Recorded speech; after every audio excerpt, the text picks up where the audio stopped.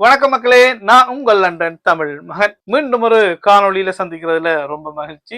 இந்த காணொலியில மிக முக்கியமா 2 விடயத்தை இன்றைக்கு பார்க்க போறோம்.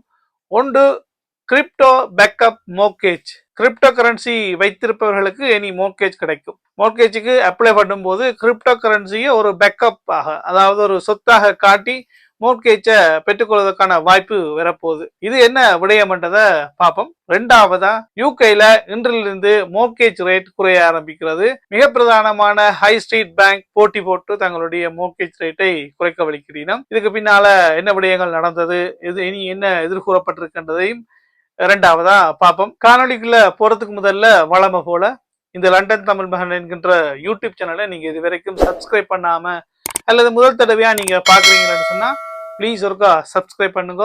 இந்த யூடியூப் சேனல்ல மோர்கேஜ் மற்றது வீடுகளோட விலை, இன்ஃப்ளேஷன், இன்ட்ரெஸ்ட் ரேட், எக்கனாமிக் சம்பந்தமான முழுமையான விவரங்கள், செய்திகளை நான் பதிவிட்டு வரேன். நீங்கள் சப்ஸ்கிரைப் பண்ணி உங்களுடைய நோட்டிபிகேஷன் பெல்லையும் அமர்த்தி விட்டா நான் போடுகின்ற காணொலிகளை உடனடியாக நீங்க பெற்று அறிந்து கொள்ளக்கூடிய மாதிரி இருக்கும். நன்றி. அமெரிக்காவில் ஜனாதிபதி டொனால்ட் ட்ரம்பினுடைய நிர்வாகம் ஒரு திட்டத்தை செயற்படுத்துறதுக்காக ஒரு உத்தரவை பிறப்பிச்சிருக்கு. என்னன்னு சொன்னா, அமெரிக்காவில் மோர்கேஜை அப்ளை பண்ணும் போது கிரிப்டோ கரன்சியை வைத்திருப்பவர்கள் அந்த கிரிப்டோ கரன்சியை ஒரு சொத்தாக, ஒரு அசட்ஸாக காட்ட முடியும். அதாவது கிரிப்டோ கரன்சி பேக்கப் மோர்கேஜ் என்ற மாதிரி மோர்கேஜை அப்ளை பண்ணும்போது யார் யாருக்கு கிரிப்டோ கரன்சி இருக்குதோ அதை ஒரு பிளஸ் பாயிண்டா எடுத்துக்கொள்ளணும். அதாவது கிரிப்டோ கரன்சியை ஒரு ஆதாரமாக வைத்து அவர்களுக்கு மோர்கேஜை கொடுப்பதற்கான ஒரு ஆலோசனை. இதை செயற்படுத்த சொல்லி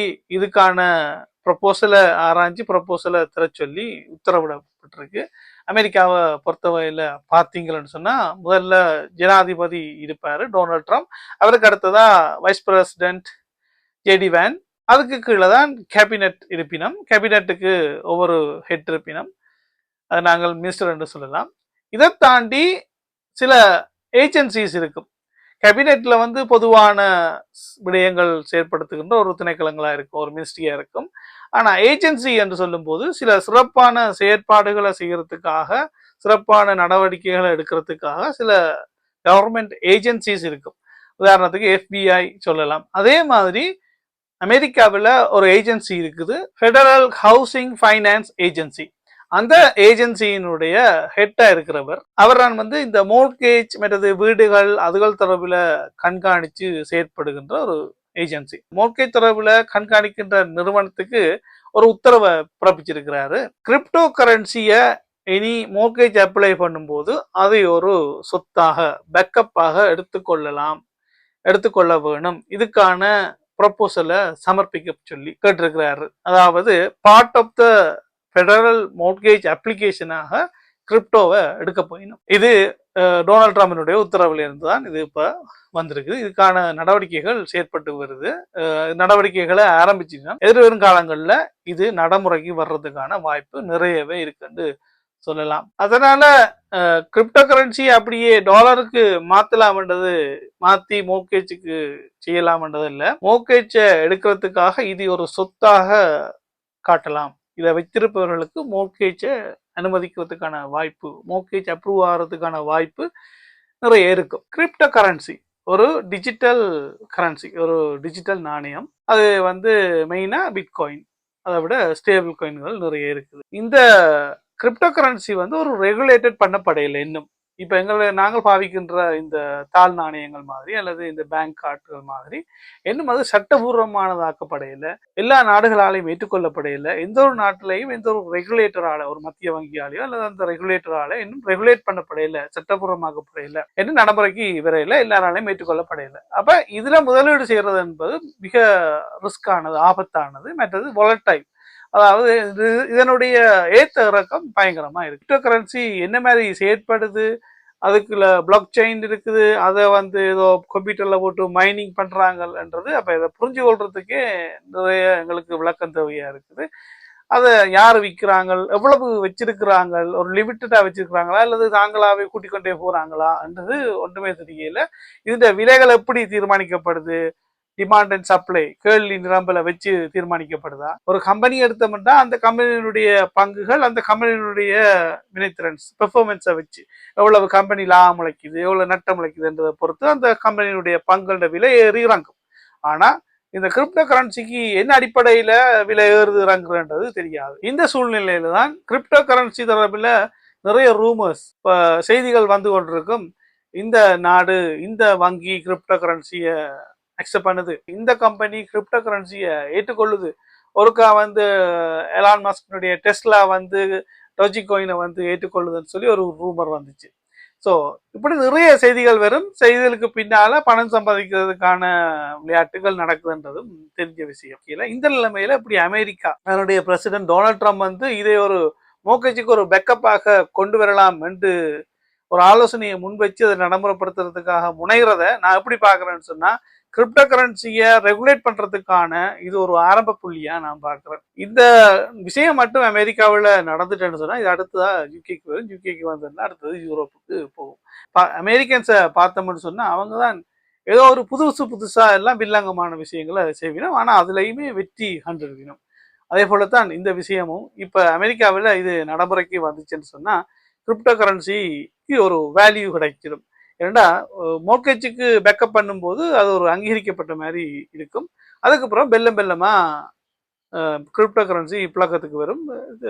கம்பெனிகள் அக்செப்ட் பண்ணும், அதனால வங்கிகள் கூட அக்செப்ட் பண்ணி அதுக்கான வளர்ச்சிக்கான பாதை இருக்கும் என்றது நான் நினைக்கிறேன். இந்த மாதிரி வளர்ச்சி பாதையில வரும்போது எதிர்காலத்துல உலக ரீதியாக இந்த கிரிப்டோ கரன்சியை ஒரு டிஜிட்டல் கரன்சியாக பெரும்பாலான நாடுகள் மத்திய வங்கிகள் ஏற்றுக்கொள்வதற்கான வாய்ப்புகளும் நிறையவே இருக்கு. ஏற்கனவே நாங்கள் ஒரு டிஜிட்டல் கரன்சி தான் இப்போ பாவிச்சு கொண்டிருக்கிறோம். இப்போ தாழ் நாணயங்களை தொட்டு பார்த்ததே குறைவு. வங்கிகளில் எங்களுக்கு பணம் இருக்கும், சம்பளம் பெறும், நாங்கள் ஒரு கார்டை அல்லது ஃபோனை வச்சு டப் பண்ணி பே பண்ணுறோம், பணத்தை பார்த்ததே இல்லை. அப்போ ஏற்கனவே நாங்கள் ஒரு டிஜிட்டல் கரன்சியில் தான் இருக்கிறோம். அதுக்கு பதிலாக இந்த கிரிப்டோ கரன்சி வர்றதுக்கான வாய்ப்பு இருக்குன்னு தான் நான் பார்க்குறேன். உங்களுடைய கருத்து என்ன? இந்த கிரிப்டோ கரன்சி நடைமுறைக்கு வர்றதுக்கான வாய்ப்பு இருக்கா? அது ரெகுலேட் பண்ணப்படுறதுக்கான வாய்ப்பு இருக்கா? என்னன்றதை உங்களோட கமெண்ட்ஸில் பதிவு செய்யுங்க. இந்த கிரிப்டோ கரன்சியை பொறுத்தவரையிலையும் தீமைகளா நிறைய விஷயங்கள் இருக்கு. நான் சொன்ன மாதிரி இந்த volatile இருக்கும், அதாவது ஏற்ற இறக்கங்களா இருக்குது. இப்ப கிரிப்டோ கரன்சியை பயன்படுத்தி மோர்கேஜுக்கு அப்ரூவல் எடுத்து மோர்கேஜ் அப்ரூவ் ஆயிடுச்சுன்னு சொன்னா ஒரு கட்டத்துல அந்த பிட்காயின் வந்து சடுதியாக விழுந்துச்சு, 50 வீதம் இல்லை 50 வீதத்துக்கு குறைவாக விழுந்துச்சுன்னு சொன்னா மோர்கேஜ் வந்து கேள்விக்குறியாயிடும். பேங்க் வந்து மோர்கேஜை ரிவ்யூ பண்ணுவாங்க. ஸோ அந்த நேரத்தில் எங்களுக்கு பேக்கப்புக்கு இங்கே கிரிப்டோ கரன்சி இந்த பிட்காயினுடைய பொறுமதி குறைவாக இருக்கும். அந்த நேரத்தில் பேங்க் திருப்பி எங்களுடைய வீடை பறிமுதல் செய்வதற்கான வாய்ப்பும் இருக்கும். ஸோ இந்த மாதிரியான சூழ்நிலைகள் ஏற்படுறதுக்கான வாய்ப்பும் இருக்குது. இது எந்த அளவில் போகும்ன்றதை பார்த்துக்கொள்வோம். சரி, திடீரென ஆயில் பிரைஸ் குறைஞ்சிட்டுது. இதனால இப்ப இன்ஃப்ளேஷன் பணவீக்கம் கூடும் என்கின்ற பயம் இல்லை.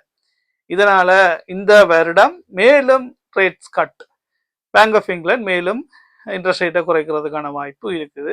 இடையில இப்படியான சண்டைகள் விராட்டி வருகின்ற வருடம் நடுப்பகுதியில இன்ட்ரெஸ்ட் ரேட் பேஸ் ரேட் வந்து 3.75 வீதமாக இருக்கிறதுக்கான வாய்ப்பு இருக்குன்னு எக்கனாமிஸ்ட் வந்து எதிர்ப்பு கூறியிருக்கணும். கடந்த வாரத்துக்கு முதல் இந்த டென்ஷன் இருந்ததால, மிடில் ஈஸ்ட் டென்ஷன் இருந்ததால சில ஹை ஸ்ட்ரீட் பேங்க் எல்லாமே இன்ட்ரெஸ்ட் ரேட்டை கூட்டினவே. அவை எல்லாரும் இன்றைக்கு 1ஆம் தேதியிலிருந்து சில பேங்க் குறைக்குது, சில பேங்க் நாளையிலிருந்து குறைக்கணும். இன்ட்ரெஸ்ட் ரேட் கட்ஸ் வந்து இந்த வருடங்கள்ல இன்னும் 2 தரம் இருக்கலாம்னு எதிர்பார்க்கப்படுது. இதன் அடிப்படையில் என்னென்ன பேங்க் எவ்வளவு குறைக்குதுன்றதை பார்ப்போம். யூகேல மேஜர் லெண்டர் நேஷன் பைட் மற்றது ஹாலிபேக்ஸ் இன்றிலிருந்து 1ஆம் தேதி ஜூலையில இருந்து அவங்களுடைய இன்ட்ரெஸ்ட் ரேட்டை குறைக்க வலிக்கிறோம். சைவரசம் 1 வீதத்தால குறைக்கணும். இதோட சேர்த்து நாளை ஜூலை 2ஆம் தேதியிலிருந்து பார்க்லேஸ், HSBC 2 பேங்கும் அதோட சேர்த்து சாண்டண்டரும் சேர்ந்து சைவரசம் 2 வீதம் அளவில் இன்ட்ரெஸ்ட் ரேட்டை குறைக்கணும். இதை தொடர்ந்து டிஎஸ்பியுமே இணையுது இந்த வாரத்தில். இந்த 2 விடயத்தை தான் இந்த காணொலியில சொல்ல வந்தான். மறக்காம சப்ஸ்கிரைப் பண்ணி உங்களுடைய நோட்டிபிகேஷன் பெல் அமர்த்தி ஓல் என்றதை கிளிக் பண்ணி விடுங்க. அப்பதான் நான் போடுகின்ற காணொலிகள் உங்களுக்கு உடனுடனே வந்து சேரும். மீண்டும் ஒரு நல்ல காணொலியில நான் சந்திக்கின்றேன். நன்றி, வணக்கம். உங்கள் லண்டன் தமிழ் மகன்.